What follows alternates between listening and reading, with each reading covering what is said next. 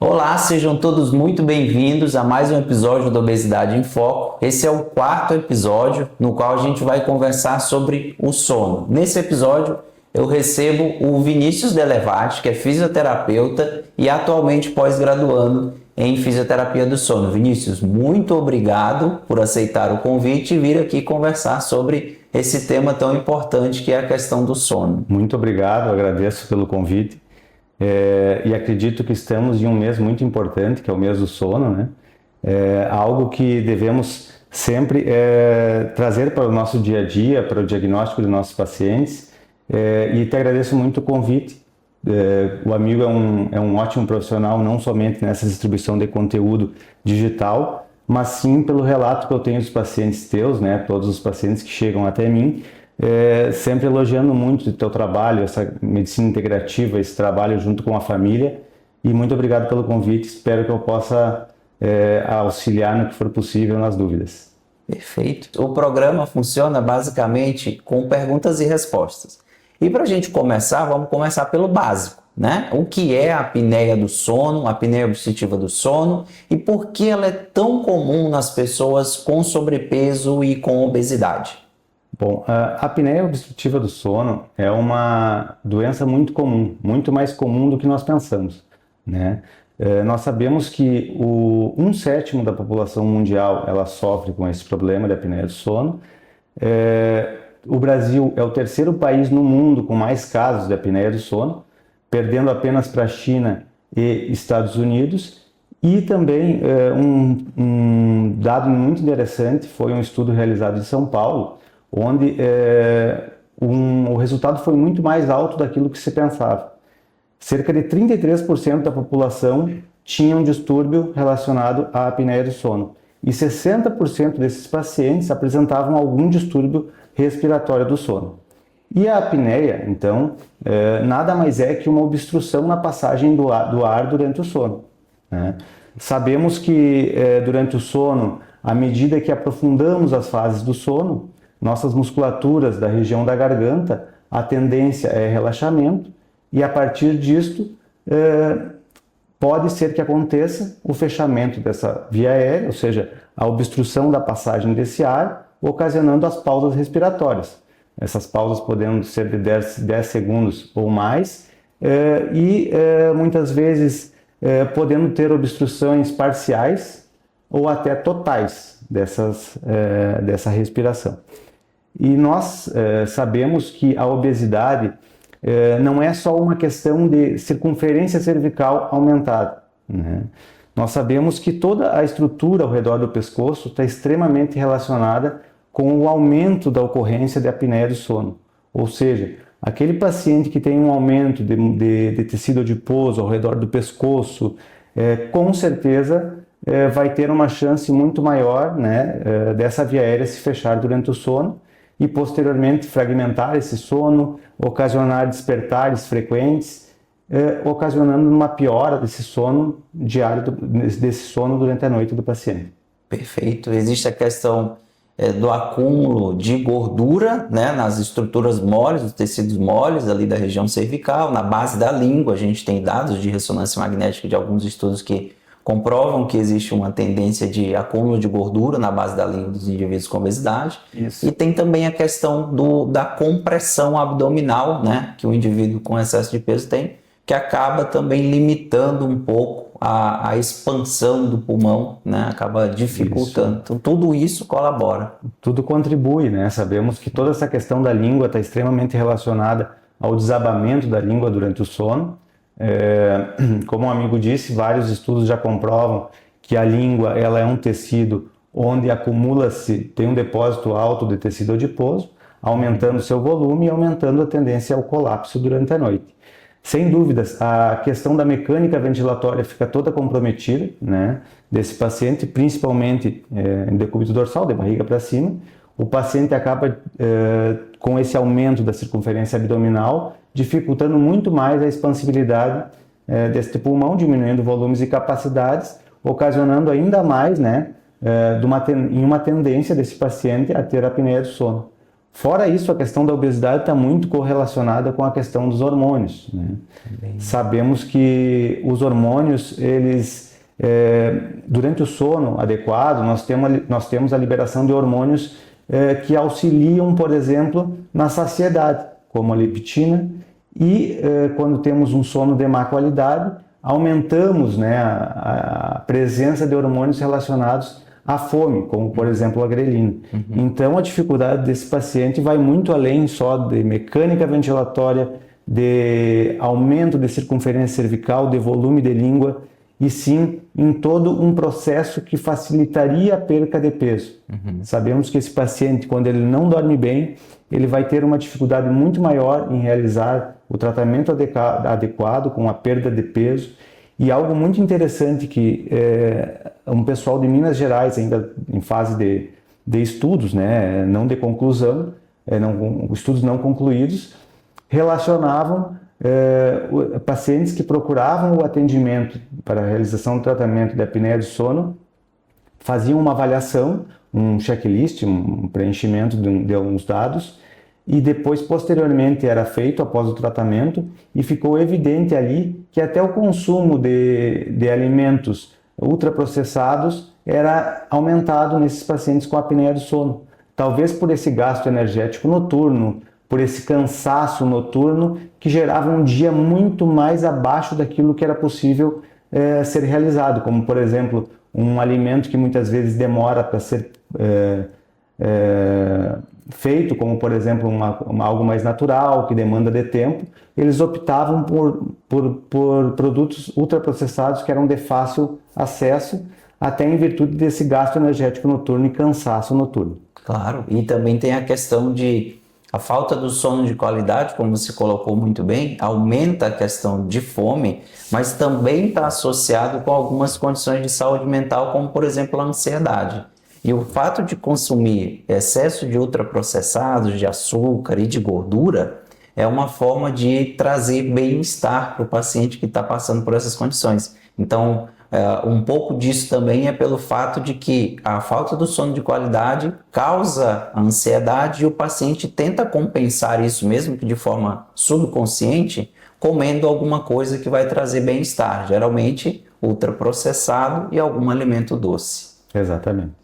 Já entendeu o que é a apneia do sono, já entendeu como ela acontece, mas e o diagnóstico? Será que todo indivíduo que está acima do peso, que está com obesidade, precisa obrigatoriamente fazer uma polissonografia? Bom, para começar, sobre a polissonografia. A polissonografia era um exame que obrigatoriamente ele era realizado num âmbito hospitalar, né, ou de clínica, onde o paciente ia até o local e dormia para ser verificado o sono, né? Nesse ambiente, o paciente era monitorado da seguinte forma: com avaliação eletroencefalográfica, eletrocardiográfica, cinta torácica, sensores de movimento de membros, oximetria de pulso, fluxo no nariz, sensor de fluxo no nariz do paciente, para verificar possíveis pausas, possíveis momentos em que o paciente não realizasse o movimento, né, de tórax, nem a passagem do ar na via aérea. Hoje já temos uma facilidade muito maior.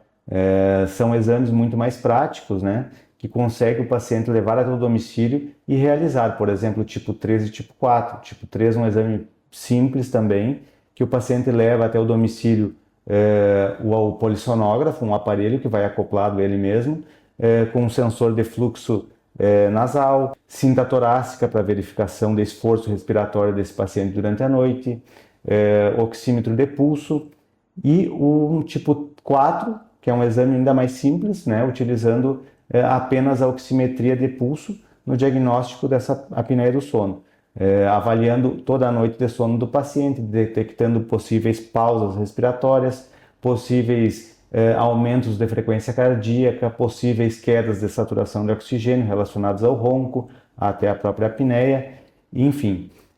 E sobre essa realização do exame em todos os pacientes obesos, né, nem sempre esse paciente vai precisar ser avaliado com a polissonografia. Porém, é muito importante que o paciente seja avaliado de uma forma em que o profissional consiga verificar algum sinal e sintoma que leve esse paciente a ter apneia do sono, né? Sabemos que vários sinais clínicos estão presentes e a partir do rastreio desses sinais clínicos, o profissional sim deve orientar esse paciente a realizar a polissonografia, pois sabemos que a obesidade, né, é uma doença que está muito bem relacionada à apneia obstrutiva do sono.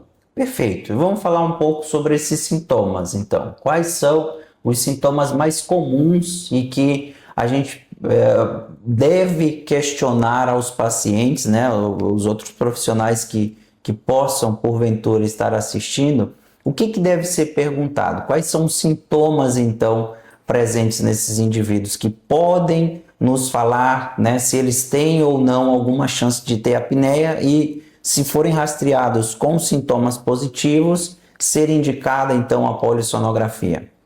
Além dos sintomas clássicos, né, aqueles sintomas como, por exemplo, ronco, pausas respiratórias, engasgos noturnos, que muitas vezes não são nem relatados pelo paciente, né, e sim por aquele familiar que dorme ao lado, que já viu essa pessoa dormindo.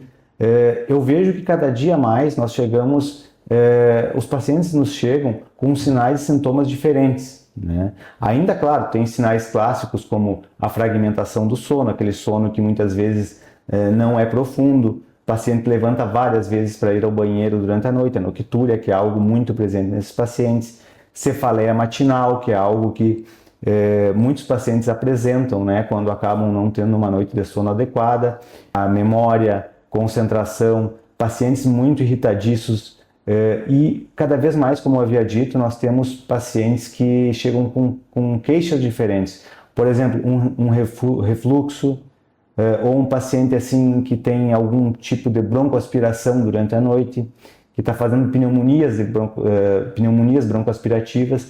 Então, são pacientes que cada vez mais estão apresentando causas diferentes e queixas diferentes. Até às vezes uma dor, né? Sabemos que a dor é algo muito comum em pacientes com apneia, por essa redução da sensibilidade, aumento da sensibilidade da dor e uma redução ao limiar da dor. Então são pacientes que muitas vezes apresentam dores. O profissional cada vez mais tem que estar atento a todos esses detalhes, né? Qualquer detalhe sempre é importante ser levado a sério. Perfeito. Perguntar ativamente sobre o sono no consultório é algo fundamental, né?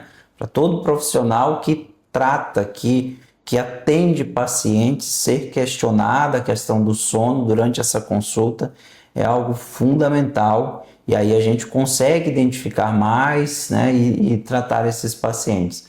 Existe também a questão do que você colocou muito bem sobre a questão da memória, da cognição, mas também existe a questão da produção de hormônios, né? A baixa libido, ela é relatada nos indivíduos que não têm sono de qualidade. Redução de níveis de testosterona no homem também é relatado. São sintomas não clássicos, mas que por falta de sono de qualidade podem aparecer nesses pacientes. Exatamente. Eu acho que toda a questão hormonal está relacionada ao sono, né? Desde hormônios como testosterona, grelina, leptina, toda a resistência insulínica presente. E o que eu vejo muito é a relação do déficit cognitivo e de memória. Então, Vinícius, a apneia obstrutiva do sono pode aumentar o risco de outras doenças, como, por exemplo, diabetes, hipertensão arterial, infarto, AVC? Isso pode acontecer? Com certeza, né? Sabemos que todas essas doenças estão extremamente relacionadas à apneia, a começar pela hipertensão arterial resistente, que é aquela hipertensão arterial onde o paciente já foi ao consultório do médico cardiologista, já fez a otimização dessa pressão com medicamentos, né? Diuréticos e afins, e mesmo assim esse paciente segue apresentando picos hipertensivos, ou durante a noite, ou de manhã, está extremamente relacionado à apneia do sono. Sabemos que com toda essa fragmentação de sono, esses despertares frequentes, ocasionam uma estimulação contínua do sistema nervoso simpático, aumentando a questão da liberação da adrenalina, aumentando essa hipertensão tanto durante a noite quanto durante o dia. A correção desses eventos com certeza levaria a uma melhora dessa hipertensão arterial. Sabemos que durante a noite também temos os riscos relacionados ao infarto do miocárdio. Sabemos que o coração, durante a apneia, durante as pausas respiratórias, vai ter uma grande demanda de trabalho, ou seja, durante as pausas respiratórias, mais sangue chega ao coração, esse músculo cardíaco precisa trabalhar de uma maneira mais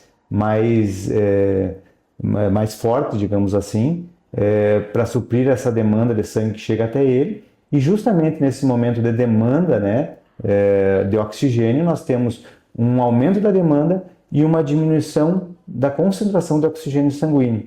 Então, uma diferença grande entre a oferta e a demanda, podendo assim levar esse paciente a ter algum evento de morte cardíaca, de morte de músculo cardíaco, algum evento isquêmico. Sabemos também que o AVC, né, é algo muito presente, que devemos sempre tratar a apneia para minimizar possíveis eventos isquêmicos. Sabemos que além da questão da diminuição do fluxo sanguíneo, temos um aumento de a redução do fluxo sanguíneo levaria a um evento isquêmico, em virtude da redução da concentração de oxigênio, né, no sistema nervoso central. Além disso, também temos toda a questão relacionada ao processo inflamatório sistêmico, com um aumento da questão da agregação plaquetária, fazendo com que aumente, então, essa cascata de coagulação, levando muito mais eventos tromboembólicos, como, por exemplo, um AVC tromboembólico. Temos também a questão da resistência à insulina, que é muito elevada em pacientes com apneia do sono. Sabemos que durante esses despertares frequentes durante a noite, esses pacientes eles têm um aumento da liberação da adrenalina, como um amigo citou anteriormente com relação ao cortisol, e tudo isso leva a uma resistência insulínica, levando ao pâncreas uma produção muito maior de insulina para tentar suprir essa demanda, né, ou esse aumento de glicose sanguínea nesse momento de apneia. Perfeito. Vinícius, mais uma vez eu te agradeço por ter participado do programa, por ter vindo aqui, né, esclarecido as nossas dúvidas sobre a apneia obstrutiva do sono, por trazer os aparelhos, a máscara para mostrar para as pessoas que estão assistindo. Te agradeço de verdade por ter vindo até aqui e participado do programa. Agradeço muito então o convite, espero que tenha gostado. Que sirva para justamente isso, melhorar a qualidade de vida, não só das pessoas que estão nos ouvindo, mas também dos familiares, dos amigos, porque tudo isso é o que nós preconizamos, né? Saúde e promoção da saúde. Perfeito. Lembrando que esse programa é meramente informativo e não substitui a consulta com um especialista de sua confiança.